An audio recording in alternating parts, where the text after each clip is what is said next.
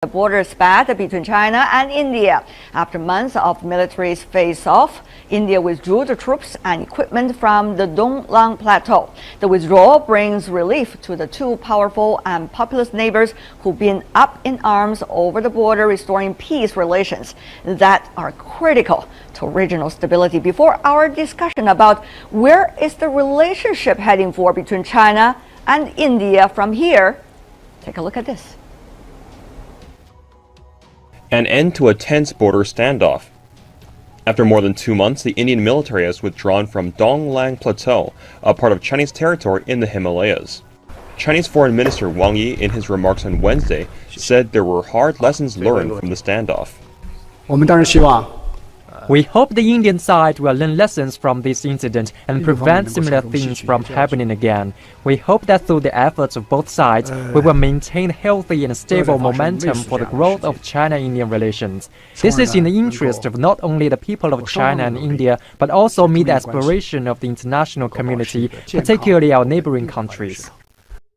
On June 18th, Indian troops with bulldozers crossed into Donglang, passing a delimited boundary which has been recognized and followed by nearly 130 years by both China and India, to put a stop to the construction of a road there. China warned the incursion was unacceptable, saying though it favors a peaceful settlement, it will resolutely defend its national sovereignty and never allow any country to violate its territorial integrity. Representations towards India through diplomatic channels for many times reveal the fact to the international community, express their stances and requests, and urge the India to pull back its troops immediately. At the same time, the Chinese military has taken countermeasures to protect the country's sovereignty and legitimate rights. About a week ago, skirmishes between both sides erupted. Many fear the tensions might boil over. After months of a battle of wills, the recent pullback of troops effectively headed off the worst of the standoff. Relations between China and India, as major regional players, not only affects them, but also has great significance for regional peace.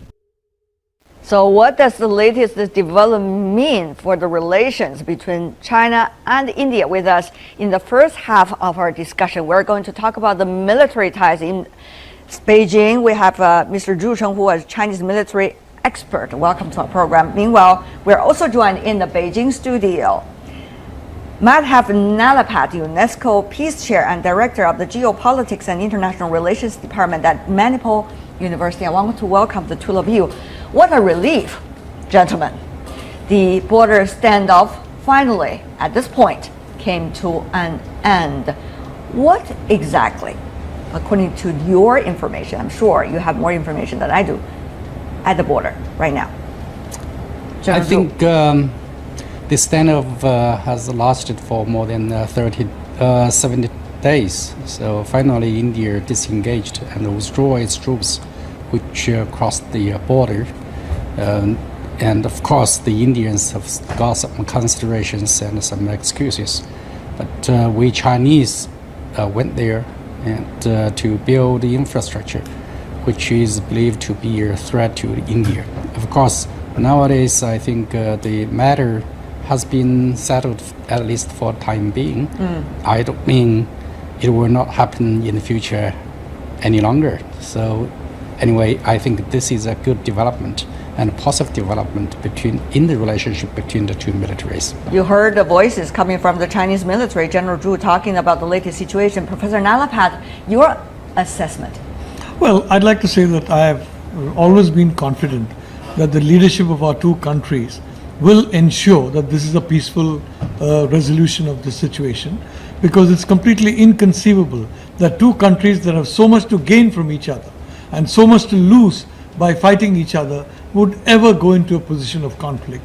So once the issue, in my view, was taken up at the highest level in China and India, it was very clear that a resolution would be found. But will we be able to prevent future possibilities like these from happening, Professor Nalapat? I think this... What does it take from India's side? Well, I'll tell you, the whole thing indicates the trust deficit between India and China, which basically means that we misunderstand each other's motives and we misread each other's communications. So it's very important to understand each other better and to reduce this trust deficit and frankly to remove it altogether. Just to follow up before I go to General Zhu, how did India misinterpret China's intention and motives?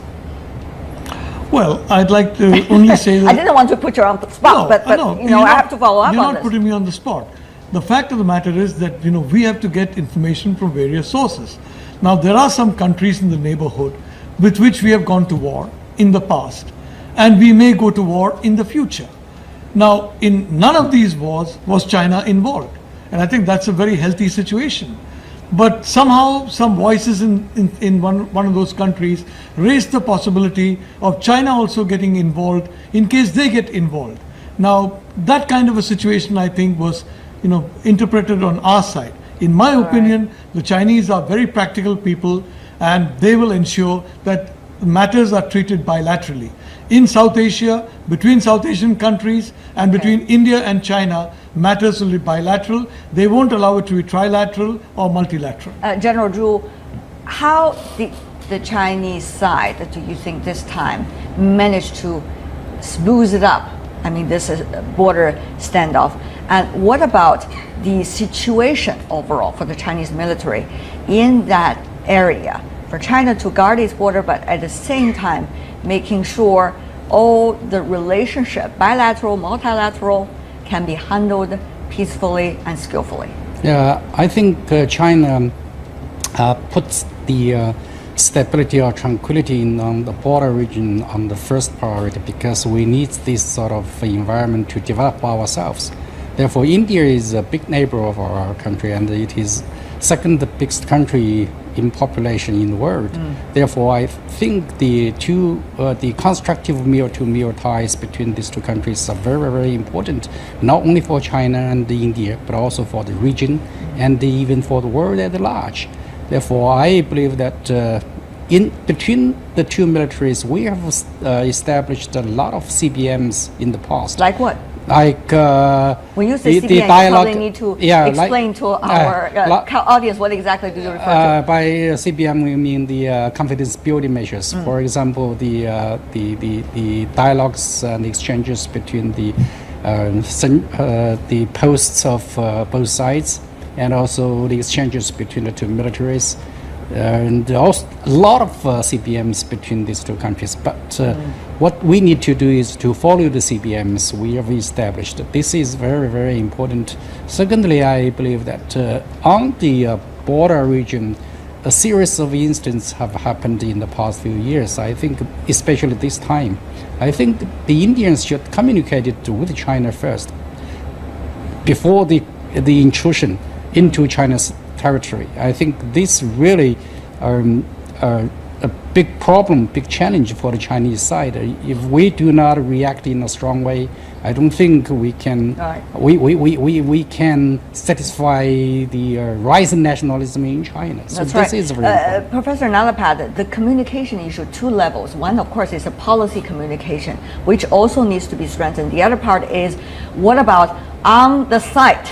What exactly is happening and will be happening? These kind of different layers of communications are urgently needed all the time. Well, I'd like to say that even in this period of high tension, not a single bullet was exchanged across by either side. I think that's a very strong symbol of the maturity of the Chinese military and the Indian military, and the realization by both militaries, as the general very correctly said, that these two large countries simply should not fight each other. We have had 5,000 years of peaceful history with 10 weeks of a conflict. And I think that 5,000 years should be the norm and not those 10 weeks. General Zhu Chenghu, Professor Nalapad, thank you so much for being with us to discuss the latest situation and the mill-to-mill relations between China and India. And you are watching World Insight with Tian. We will be back in our program and discussion about the geopolitics between China and India, two rising powers of the world, right after this break.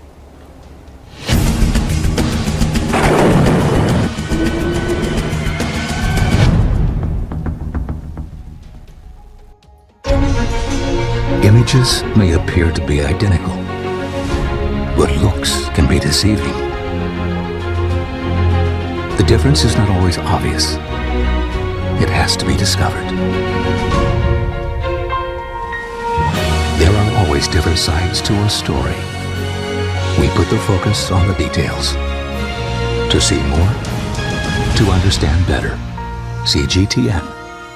See the difference. 5 major emerging economies meet in China.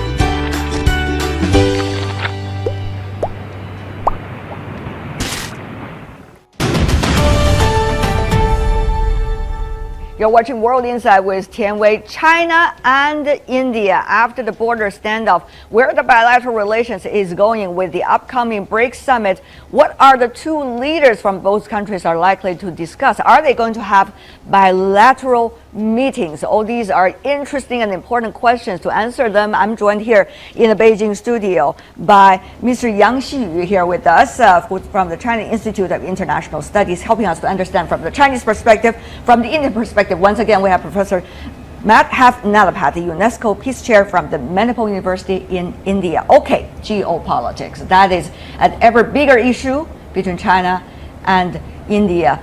Are there lessons we should learn from the recent event? Professor Nalapat, you earlier talked about the military to military. What about for now, geopolitics? Well, I think the most important lesson to be learned is the need to vastly expand the communication and contact between the two countries. Right. For example, air travel. You know, countries far away from India, far away from China, we have 100 times more air travel to those countries than to each other. The press relations between India and China are very small. The number of the direct information that we get about each other is almost zero. That's true. So we need a vastly more improved communication between us so that we read our intentions correctly and we read our minds correctly. All of these related to how we perceive each other, particularly geopolitically. Mr. Yang, can you help us to shed more light on it? Two of the most populous countries in the world, two of those most powerful emerging economies, full of those that are shining stars on the economic stage of the world. So after this, can China and India go back to where they were?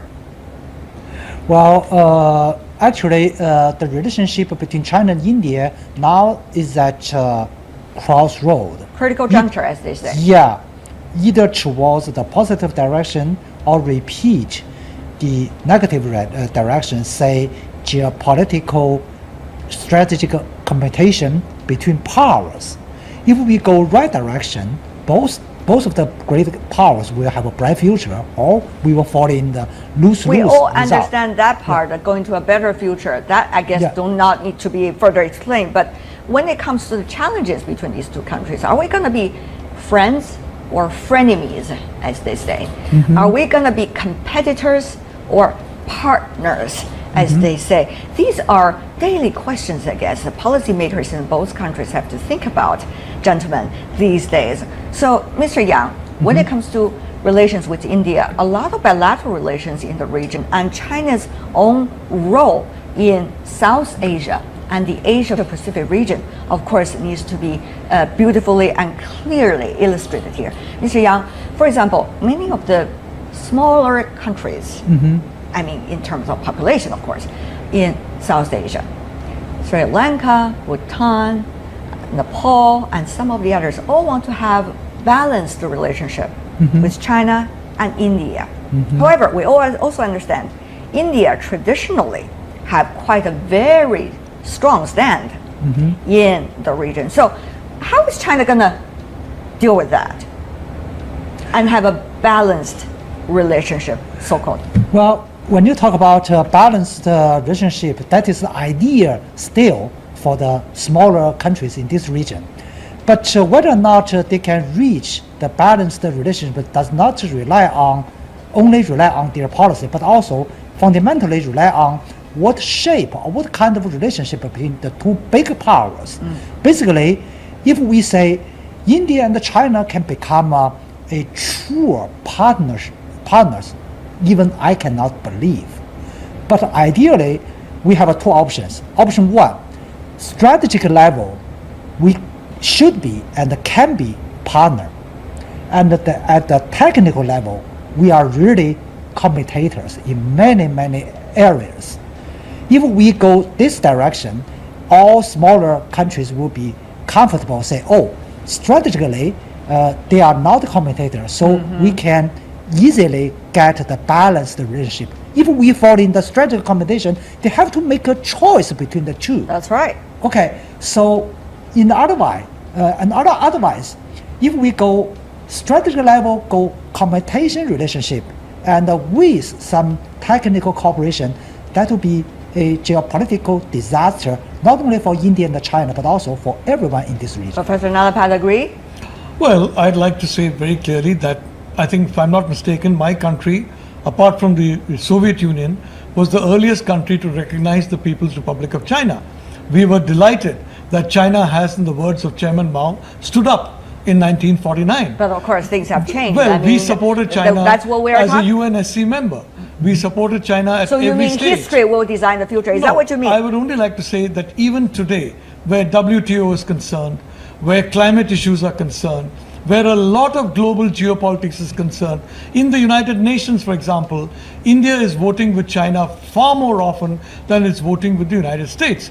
So this entire narrative of India somehow and being a rival to China or rivaling China, overall, we are two large countries in Asia. But you're telling it to me. What about to your own people and to your government decisions? Well, you might be traveling between China and India very frequently. You are a messenger, a great messenger. But you cannot, on the other hand, represent some of the other thoughts going on in your country. Well, I'd like to point out one simple fact, for example. The surplus of trade of China about before. But let's talk about geopolitics Prime first. Minister. Let's talk about strategic relationship first before we go to the trade. Professor Nalapad. Well, trade is part of geopolitics because, after all, today jobs are important across the world, and under the Prime Minister Modi, the Chinese have the surplus has gone up by more than double. The reason is he is very friendly to international trade. And now China is one of the major players in international trade. All right. Chinese products in telecom, in infrastructure, in energy are among the best in the world. Let's go to that question Yes. because all you said, for example, climate change issues, international trade, and some of the other international issues are some of the bases with which the two countries can cooperate strategically. But does it mean cooperate strategically on sporadic issues means real partnership strategically between the two countries? Those are two different things.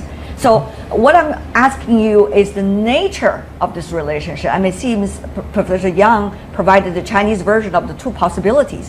What about from India's perspective?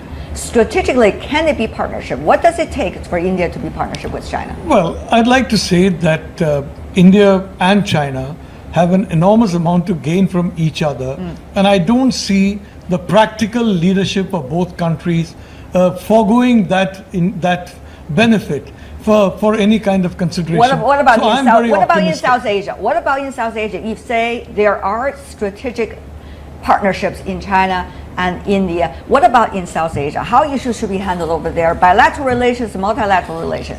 I'd like to say that it depends on what voice you're listening to. In India and in China. Now. Well, my voice is very clear. For example, China is building a big port in Sri Lanka. Indian ships and Indian cargo are going to be the major, if I may say so, the major consumers of that port. So a lot of the infrastructure that China is building will be used by Indian business and by Indian interests. So there is a win-win on both sides. Now, even so far as India is concerned, I mean, China has got the option of entering into India in a big way, provided we raise the trust level. Okay. And I think we can raise it by focusing on the 95% of issues which unite us, rather than always talking about the 5% that divide us. Okay, we want to talk about trade. Okay, since you talk about trade and economic exchange a lot, Professor Nalapad,